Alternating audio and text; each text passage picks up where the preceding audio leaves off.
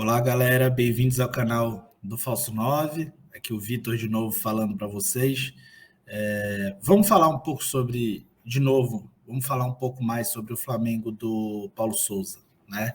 Então, ele empilhou atacante ou não empilhou atacante?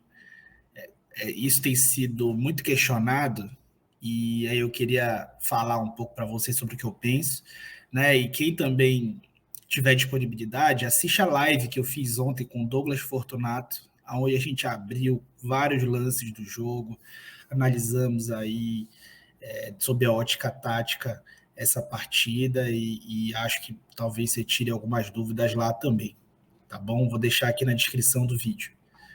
E aí, vou abrir aqui com vocês um lance da primeira etapa logo, um dos primeiros lances do jogo para vocês entenderem como que o Vasco estava se defendendo, né? Então, o Vasco ele se defendia com uma linha de 4, né, para defender os quatro primeiros, os três atacantes do Flamengo, né, Bruno Henrique, Gabriel e Arrascaeta.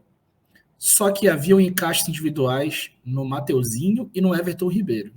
Então, vocês podem ver aqui na imagem que o Gabriel Peck, que é o ponta, né, que teoricamente estaria aqui numa primeira linha, né, de meio de campo, ele estava marcando o Everton Ribeiro, e o Riquelme, que é o outro ponta, estava marcando aqui o Mateuzinho, né? Então o Vasco acabou formando uma linha de 6, não é exagero falar, né? Lembrando muito de como o Palmeiras se defendeu no Mundial de Clubes. E aí muita gente do Vasco falou, por que ele não escalou o Raniel, já que o Raniel está jogando tão bem?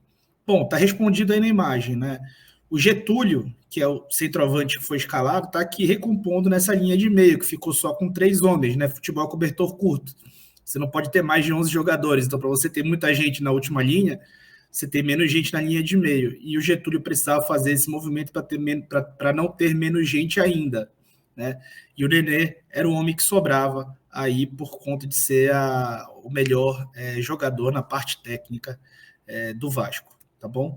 Então, o Vasco, apesar de ter tomado o gol logo no início, ele não mudou essa forma de defender.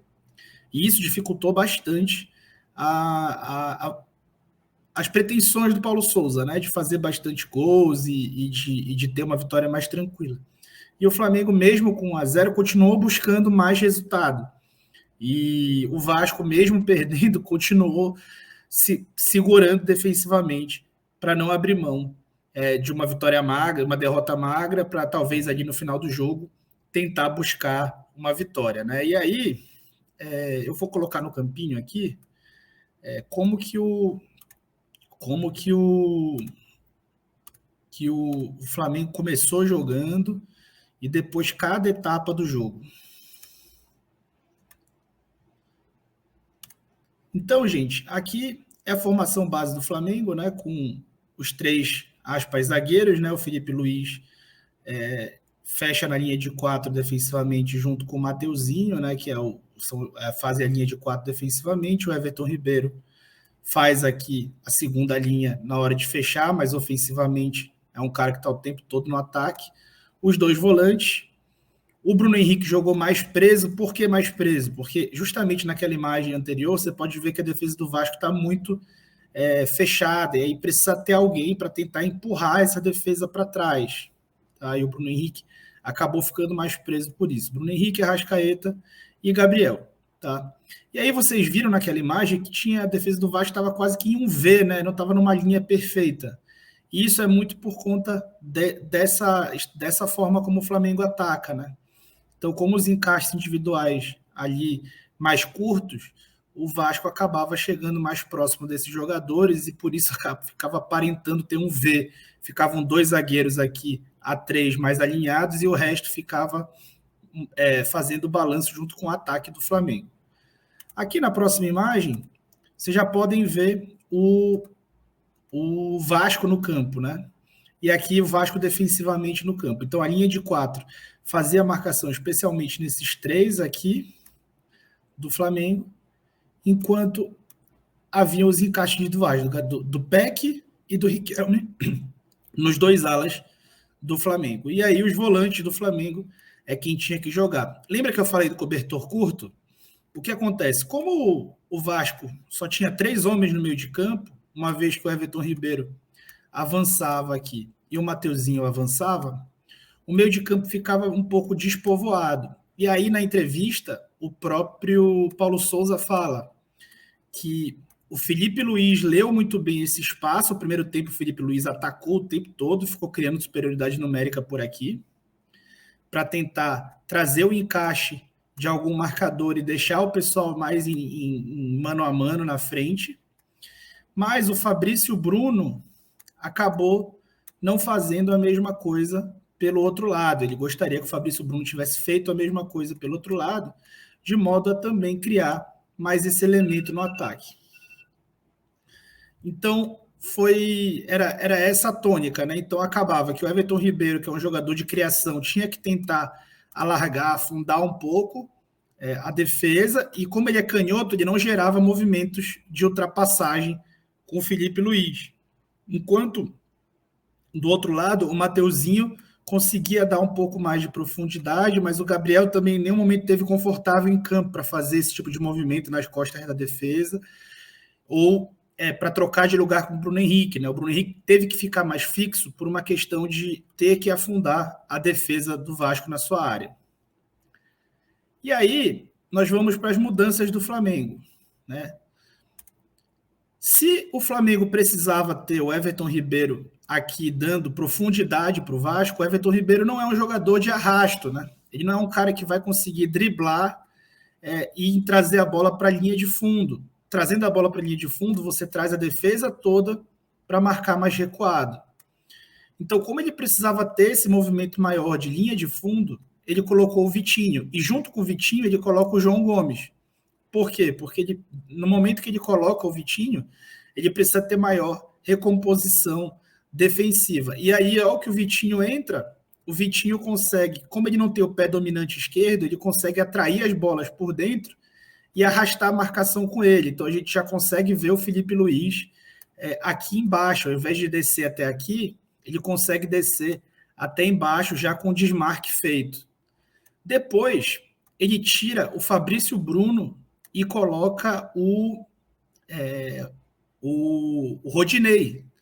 Por quê? Já que o Fabrício Bruno não estava enxergando, não estava conseguindo interpretar esse espaço no avanço, o Rodinei é um cara cheio de saúde que ia conseguir interpretar. Né? Ele já tinha tirado o Arão e colocado o Pedro, e aí recuado o Arrascaeta, um movimento mais simples, e já tinha tirado o Fabrício Bruno para botar o Marinho, né? E junto com isso a troca do Rodinei pelo Mateuzinho, a troca do Mateuzinho pelo Rodinei. E o objetivo era o mesmo, gente, era conseguir manter a mesma estrutura tática. Vocês podem ver que o Flamengo continuou com a mesma estrutura tática, só que trazer jogadores mais apropriados para o último terço, né? Se eu estou o tempo todo na linha de ataque do Vasco, para que eu vou ter jogadores de características diferentes no último terço? Para que eu vou ter o Everton Ribeiro aqui se eu preciso da profundidade? Então é melhor ter o Vitinho, que eu dou essa profundidade, ainda trago a bola por dentro e consigo fazer ultrapassagem. Para que eu vou ter o Bruno Henrique aqui de costas se eu posso ter o Pedro e posso trazer o Bruno também para dentro da área? E aí eu teria o Arrascaeta aqui para quê? Se o Arão estava o tempo todo entrando na área para finalizar, porque o Vasco estava muito recuado, por que não ter o Arrascaeta no lugar dele, que é um cara que pode finalizar melhor de média distância, pode criar mais jogo? E se o Fabrício Bruno não lia esse espaço, por que eu não ter o Rodinei no lugar dele, já que ele ia ler esse espaço e ia ter também saúde para recompor? Então, por esse motivo, foram feitas as substituições. Mas a organização do Flamengo não mudou em momento algum. Ele continuou atacando naquele 3-2-5, né? De sempre em amplitude. E aí eu vou colocar para vocês umas imagens aqui só para ilustrar o que eu estou falando.